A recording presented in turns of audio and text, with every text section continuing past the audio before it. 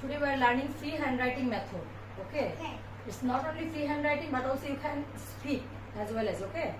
Before you are thinking something, after thinking then you have to write it. ওকে প্রথমে think করবে, তারপরে তুমি সেটাকে কি করবে, রাইটিং করবে এবং স্পিকিং করবে। স্পিকিং করার জন্য আমি কি বলেছি, এই পৃথিবীতে কোনো বাক্যই কি হয় না, ভার্ব ছাড়া হয় না। সেই কারণে যখন আমার ভার্ব ছাড়া বাক্যটা হবে না, তখন আমি কি করব, সব বাক্যে আগে ভার্বটা খুঁজে বের করব।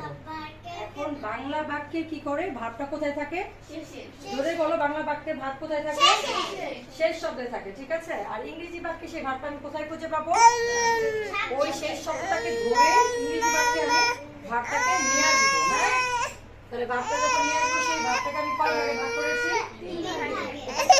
জন্য ফ্রি হ্যান্ডরাইটিং করা কৌশলের কারণে ভার্বটাকে আমি কয় ভাগে ভাগ করেছি, 3 ভাগে ভাগ করেছি। সেটা কি verb, action verb, everyone loudly, action verb, non verb আর হচ্ছে হয় ভার্ব। উজ্জ্ব থাকে।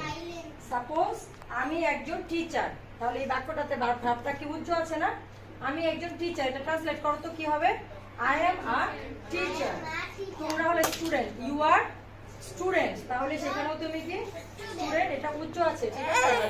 হয় ভার্ব, হয় ভার্বটা কি, আমরা কি কোনো সেন্টেন্সে ব্যক্তি খুঁজে পাচ্ছি না, কি পাচ্ছি না, সরাসরি কোনো ব্যক্তি খুঁজে পাচ্ছি না, তাহলে সেটাকেও আমরা কোনো একটা সেন্টেন্সে কি করতে হবে, ফেলতে হবে। যখন আমি ব্যক্তি খুঁজে পাবো না, তাহলে সেগুলোকে আমরা কি বলি ইংরেজিতে, প্যাসিভ সেন্টেন্স বলি। কি সেন্টেন্স বলি, তাহলে যাবতীয় প্যাসিভ সেন্টেন্স গুলোকে আমি হয় ভার্বে ফেলবো। কোন ভার্বে, বাংলায়, বাংলায় যে সেন্টেন্স গুলোতে আমি হয় হয় বা হয়েছিল অথবা কি করতে হবে, হলো, এই ওয়ার্ড গুলো আমি যখন পাবো তখন সেগুলোকে কি হবে, হয় ভার্ব হবে, ঠিক আছে। তাহলে আমি অ্যাকশন ভার্ব, নন ভার্ব আর হচ্ছে হয় ভার্ব। এখন আমরা অ্যাকশন ভার্ব গুলোকে কিছু রুলসে ফেলে দিলাম, যে একটা উদাহরণ দিয়ে আমি শত শত বাক্য যেন বানাতে পারি, সেই রুলসে কি করলাম, ফেলে দিলাম।